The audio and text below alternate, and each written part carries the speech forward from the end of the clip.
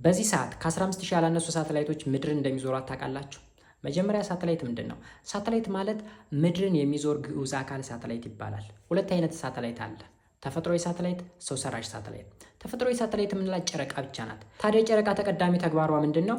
በምሽት ሰዓት ከፀሐይ የምታገኘውን ብርሃን ለጨለማ የምድር ክፍል በማንጸባረቅ ምድር ላይ ብርሃንን መፍጠር ነው። ሌላው ወደ 15000 የሚጠጉ ሰው ሰራሽ ሳተላይቶች ደግሞ ለተለያየ ፐርፐዝ በየጊዜው ላውንች ይደረጋሉ። ከዚህም ተግባራቸው መካከል የመጀመሪያው ለኮሚኒኬሽን ፐርፐዝ የሚያገለግሉ ሳተላይቶች፣ ያ ማለት ለስልክና ለኢንተርኔት ኮሚኒኬሽን የሚያገለግሉ፣ ለሬዲዮና ለቴሌቪዥን ኮሚኒኬሽን የሚያገለግሉ ሳተላይቶች አሉ። የአየር ሁኔታ ትንበያ ላይ የሚሰሩ የተለያዩ ሳተላይቶች አሉ። ያ ማለት የአየር ሁኔታን የሚከታተሉ፣ የተለያዩ አደጋዎች ላይ ማስጠንቀቂያ የሚሰጡ፣ ለምሳሌ ልክ እንደ ጎርፍ፣ የእሳት አደጋ፣ አውሎ ንፋስ ሲከሰት ቀድመው ማስጠንቀቂያ የሚሰጡ ሳተላይቶች አሉ። አሰሳና አቀማመጥ ላይ የሚሰሩ ሳተላይቶች አሉ። ያ ማለት ከጂፒኤስ ጋር የተገናኘ ስራን የሚሰሩ ሳተላይቶች አሉ። የምድር ምልከታ ላይ የሚሰሩ ሳተላይቶች አሉ። ያ ማለት ስለ ማፕ ሜኪንግ ወይም ካርታ ስራ ላይ የሚሰሩ ሳተላይቶች አሉ። ወታደራዊ ደህንነት ላይ የሚሰሩ ሳተላይቶች አሉ። በመጨረሻም ሳይንሳዊ ምርምር ላይ የሚሰሩ ሳተላይቶች አሉ። ሳይንሳዊ ምርምር ላይ ከሚሰሩት ሳተላይቶች መካከል አንደኛው ዘ ኢንተርናሽናል ስፔስ ስቴሽን ነው።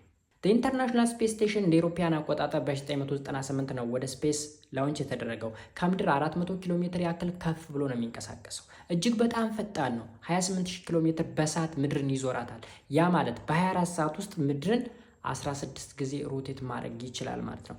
ታዲያ በውስጡ በርካታ ሳይንቲስቶችን ስለያዘ በተለያዩ ዘርፎች ምርምር ያደርጋሉ። እነዚህ ሳይንቲስቶች ከሚሰሯቸው ስራዎች መካከል አንደኛው ሳይንሳዊ ምርምር ነው። በተለይ ስለ ማይክሮግራቪቲ፣ ያ ማለት ግራቪቲ ሳይኖር ወይም በዜሮ ግራቪቲ ምን ሊከሰት ይችላል? ስለ ባዮሎጂ፣ ስለ ሰው ልጅ አካል፣ ስለ ፊዚክስ እና መሰል ነገሮች ጥናት ያደርጋሉ። ሁለተኛ የቴክኖሎጂ ልማት ላይ ይሰራሉ። የቴክኖሎጂ ልማት ማለት ህዋ ላይ የተለያዩ አዳዲስ ቴክኖሎጂዎችን ይሞክራሉ ማለት። የሶስተኛው ተግባራቸው እንግዲህ የህዋ ትብብር ነው። የህዋ ትብብር ማለት እንግዲህ በዓለም አቀፍ ደረጃ የተለያዩ ስፔስ ስቴሽኖች አሉ።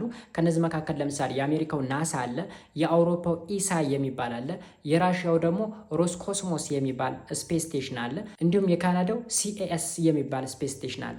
እነዚህ ከተለያየ ሀገር የተውጣጡ ስፔስ ስቴሽኖች በጋራ ሆነው የሚሰሩበት ነው ኢንተርናሽናል ስፔስ ስቴሽን ብለን የምንጠራው ማለት ነው። ሌላው የዚህ ስፔስ ስቴሽን ዋና ተግባር ምንድን ነው? የትምህርትና የግንዛቤ ማስጨበጫ መስጠት። ያ ማለት ለተማሪዎች ስለ መሬት ሽክርክሪት፣ ስለ መሬት ዙሪት፣ በቃ አጠቃላይ ስለ ሶላር ሲስተም የተለያዩ ትምህርታዊ መረጃዎችን መስጠት ነው ማለት ነው።